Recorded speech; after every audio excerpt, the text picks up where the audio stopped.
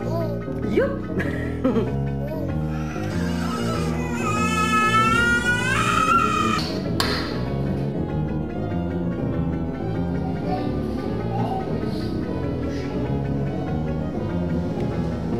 Être un grand-père gay, c'est être un grand-père, tout simplement. Moi, je ne vais pas dans ton intérieur de chambre. Oui, je me suis marié et j'ai eu des enfants. Je voulais des enfants, de toute façon. Puis quand je me suis marié, j'avais 20 ans. Puis j'étais en amour. Il y en a beaucoup qui pensent même pas que je suis un grand-père gay. Ils pensent que je suis une grand-mère à moustache. Le monde, toutes les fatigues. Parce que pour bien des gens, un gay, c'est un maniaque sexuel. Il y en a même qui pensent que ça pourrait influencer son orientation, mais c'est stupide, ça. Je suis important dans sa vie, puis justement, il y a le regard normal qu'on peut avoir sur les choses. Non, moi, j'ai pas de fun à me faire les ongles. Je suis obligé de recommencer la moitié du temps. Ah, c'est mon ongle cassé, ça peut bien être. Je sais pas, on dirait que j'ai pas assez l'air fif, naturel. Faut que je trouve de quoi à faire. J'ai jamais su qu'est-ce qui paraissait en réalité. Ah, cochonnerie. Ben, avoir l'air d'avoir du cambouis de mécanicien. Ils vont plus me traiter de tapette. C'est vrai, dans le fond. Je me promenais dans le village en tablier, puis en caleçon, puis en me branlant le derrière. Je me rendais pas compte que les autres gars faisaient pas ça. Je me suis fait traiter de tapette bien avant de savoir ce que c'était. J'arrivais à m'emmener dans un bar au centre-ville, tout le monde, les gays, les jeunes, là, ça. Ils ont tout l'air ordinaire, là, ils ont tout l'air straight, ils sont habillés en chemise et en culotte.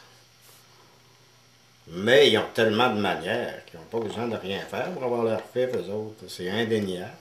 Mais moi, je veux volontairement me démarquer et avoir l'air gay. Je veux être une minorité visible par mon orientation sexuelle. Vu que je suis grand-père, je n'ai pas le même vécu que du monde qui ont commencé à fréquenter le village, puis avoir des aventures gays depuis leur jeunesse, puis qui ont toujours vécu comme ça. Moi, j'ai été marié quand même 19 ans, là.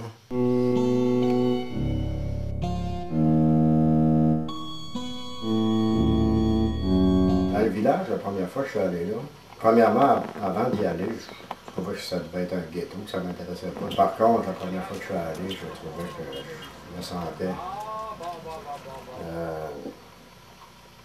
libre d'être ce que je suis. Dans mon monde, c'est peut-être naïf et enfantin, mais c'est pas pour m'habiller en femme, c'est pour prendre de la place, comme Louis XIV. C'est être exubérant. Je devrais pouvoir, en tant que gars, me promener avec des robes, avec des grandes trains, sur le trottoir. Dans ce Défendre ses propres droits, puis les respecter soi-même, c'est la première responsabilité qu'on a. C'est pour ça que les affaires de fierté, puis de parade de fierté, c'est important. Le monde dit, ouais, mais on ne fait pas de la fierté parce qu'on est hétéro. Quand est-ce que quelqu'un t'a traité d'hétéro? Puis que c'était négatif. Chris de straight. Il n'y en a pas de mots grossiers pour les hétéros.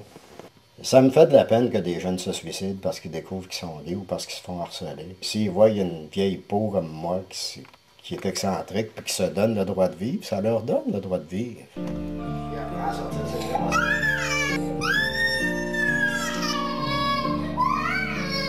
Fait que ma fille m'a proposé d'être coloc avec moi pour m'installer à Montréal. C'est sûr que ça m'aide beaucoup. Si j'ai accepté de m'occuper de mon petit-fils, c'est pas seulement... C'est pas un contrat, ça, juste pendant que je vais être coloc avec ma fille. C'est sûr que je vais continuer à le voir. Tu sais, je ne serai pas quelqu'un qui disparaît dans sa vie.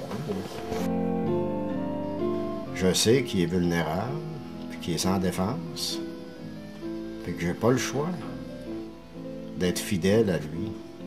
Sinon, je serais comme responsable d'un mauvais chemin qu'il pourrait prendre.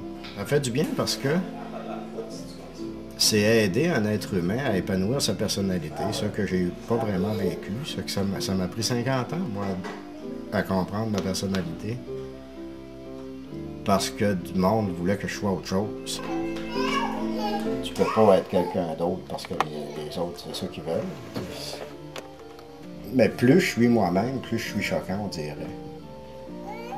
Pour ceux qui ont peur de la différence. Pour d'autres, ils me voient comme quelqu'un de rayonnant. C'est ce que je suis de plus en plus. Je trouve ça tellement enrichissant, justement, de voir des choses qui sont différentes de soi, qu'on a à se confronter et à s'adapter continuellement. Mais un enfant fait ça tout le temps, là. Il ne sait jamais ce qui s'en va, là. On va faire le marché. Je sais pas qu'on s'en va faire le marché. L'intolérance, c'est un problème, mais on devrait pas dire « Ah, il est fin, il me tolère. » Pas chier, tolère-toi tout seul. J'ai le droit d'être gay, mais il ne faut pas que ça paraisse. C'est ce que j'ai essayé de faire toute ma vie, que ça paraisse pas. Je suis gay, mais faut me pardonner, je suis quand même tough. Tu vois, moi je suis rendu grand-père, là, puis je recommence à m'occuper de mon petit-fils. Maintenant, il joue un peu tout seul. Là, je fais la vaisselle, je fais le ménage, là, je fais la femme au foyer. Là. Je fais une sécurité quand sa mère n'est pas là. Je suis à un point de stabilité qui aide beaucoup parce qu'il a besoin de ça, là, de savoir, de se sentir en sécurité. De savoir qu'il ne peut rien arriver, là. Grand-papa est là. Relax, t'es pas bête.